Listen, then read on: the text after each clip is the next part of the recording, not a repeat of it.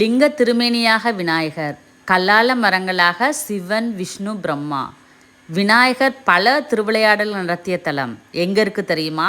வாங்க தெரிஞ்சுக்கலாம். வணக்கம். இன்றைக்கி நாம் முழு முதல் கடவுளான விநாயகரோட ஒரு ஆலயத்தை பற்றி தான் பார்க்க போகிறோம். இன்றைக்கி நம்ம வந்திருக்கிறது தீவனூர் பொய்யாமொழி விநாயகர் ஆலயம். இந்த கோவிலில் இருக்க விநாயகர் துதிக்க இல்லாமல் லிங்க வடிவத்தில் இருக்கிறது ரொம்ப சிறப்பு. இந்த கோவிலோட தல வரலாறு என்னன்றதை நம்ம இப்போ பார்க்கலாம். ரொம்ப வருஷத்துக்கு முன்னாடி ஆடு மேய்க்கிற பசங்க அந்த பக்கத்தில் இருக்கிற வயலில் இருக்கிற நெல்கதிரெல்லாம் படிச்சுட்டு வந்து கல்லை வச்சு குத்தி அதுலேருந்து அரிசி எடுத்து சாப்பிட்டாங்க. அப்படி ஒரு நாள் நெல் குத்த கல்லை தேடுறப்ப யானையோட தலை மாதிரி இருந்த குழவிக்கல் மாதிரி இருந்த கல்லை எடுத்துகிட்டு வந்தாங்க.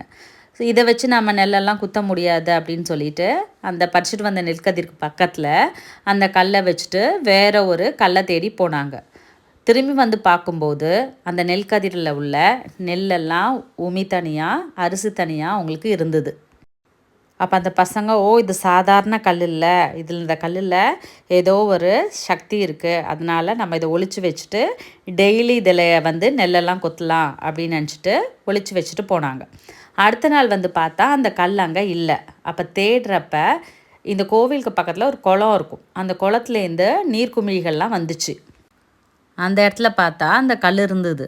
இப்போ இந்த கல்லை தனியாக வைக்காமல் ஒரு மரத்தில் கட்டி வச்சுட்டு போனோம். இதுக்கிடையில் ஊரில் உள்ள வயலில் நெல்லெல்லாம் காணாமல் போகுதுன்னு சொல்லிட்டு ஊர் பெரியவங்கள்ட்ட கம்ப்ளைண்ட் பண்ணுறாங்க. அப்போ பார்த்தா இந்த சின்ன பசங்கள்லாம் இந்த நெல்லை வச்சுட்டு பக்கத்தில் இந்த குழவியையும் வச்சுட்டு இருந்தாங்க. அப்போ வந்து பார்த்த கிராம பெரியவர் அந்த கல்லை தன்னோட வீட்டுக்கு எடுத்துகிட்டு போகிறார். அவரோட கனவில் விநாயக பெருமான் தோன்றி, நான் தான் அந்த லிங்க திருமேனியாக ருத்ராட்சதாரியாக இருக்கேன், எனக்கு ஒரு கோயில் கட்டு அப்படின்னு சொல்கிறார். அவர் வைஷ்ணவர் அப்படின்றதுனால அவரோட தம்பிக்கிட்ட அந்த பொறுப்பை ஒப்படைக்கிறார். முருகப்பன் அப்படின்ற வணிகர் மிளகு வியாபாரி. ஒரு மிளகு வியாபாரம் பண்ணுறதுக்காக உளுந்தூர்பேட்டைக்கு போகிறார். போகிற வழியில் இங்கே நிறுத்தி ஓய்வெடுக்கிறார். அப்போது அர்ச்சகர் அவர்கிட்ட போய் எங்களோட பிரசாதத்தோட நெய்வேத்தியத்துக்கு கொஞ்சம் மிளகு கொடுங்க அப்படின்னு கேட்குறார்.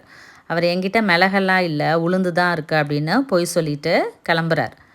அங்கே சந்தையில் போயிட்டு பிரித்தா அந்த மூட்டையிலெல்லாம் மிளகுக்கு பதிலாக உளுந்து இருந்து தான். தான் விநாயகர் கோயிலில் வச்சு பொய் சொன்னதுனால தான் மிளகெல்லாம் உளுந்தா மாறுச்சுன்னு திருப்பி வந்து விநாயகர்கிட்ட மனமுருக மன்னிப்பு கேட்குறார். திரும்பி வந்து பார்த்தா எல்லா உளுந்தும் மிளகா மாறி இருந்தது. அந்த வணிகர் கட்டினது தான் இந்த தீவனூர் பொய்யாத மொழி விநாயகர் கோவில். அதனால தான் இந்த பிள்ளையாருக்கு பொய்யாமொழி விநாயகர் என்ற திருநாமம் அப்படியே நிலச்சி நின்றுச்சு. ஒரு முறை ஒரு பக்தர் ஒருவர், நான் விநாயகருக்கு அபிஷேகம் பண்ண போகிறேன், எனக்கு இளநீர் கொடுங்க அப்படின்னு சொல்லிட்டு ஒரு தேங்காய் வியாபாரிக்கிட்ட கேட்டிருக்கார். அதுக்கு அவர் சொல்லியிருக்காரு, உங்கள் விநாயகருக்கு என்ன கொம்பா முளைச்சிருக்கு அப்படின்னு. அதுலேருந்து அவர் தோட்டத்தில் காய்க்கிற தேங்காய்க்கு எல்லாமே தும்பிக்கை மாதிரியான அமைப்பு இருந்திருக்கு. அதுக்கப்புறம் அவர் திருப்பி வந்து பொய்யாமொழி விநாயகரை கும்பிட அந்த தேங்காயெல்லாம் பழைய நிலைக்கு வந்தது. இங்கே தல விருஷமாக 3 கல்லால மரங்கள், விழுதில்லாத ஆலமரங்கள் இருக்குது. நம்ம கோரிக்கையை நினச்சிக்கிட்டு 9 தடவை அந்த மரத்தை சுற்றினா நம்ம வேண்டது எல்லாமே நடக்கும் அப்படின்றது ஐதீகம். பிரகாரத்தில் விஜய கணபதி, சக்தி கணபதி, துர்க்கை இருக்காங்க, தட்சிணாமூர்த்தி, நாகேஸ்வரர் எல்லாரும் அருள் புரிகிறாங்க. சுற்றி வரப்போ சிவனோட ஆலயமும் அங்கே இருக்குது. பொய்யாமொழி விநாயகரோட திருவிளையாடல்கள் எல்லாம் அழகாக சுவற்றில் படம் வரைஞ்சி விளக்கியிருக்காங்க. உங்களால் எப்போ முடியுதோ போய் தரிசனம் பண்ணிட்டு வாங்க. நம்ம கோவில் உள்ள நுழையும் போதே நந்தி இருக்கார். வலது பக்கம் நவகிரக சன்னதி இருக்குது. இந்த கோவில் திண்டிவனம் டு செஞ்சி சாலையில் இருக்குது.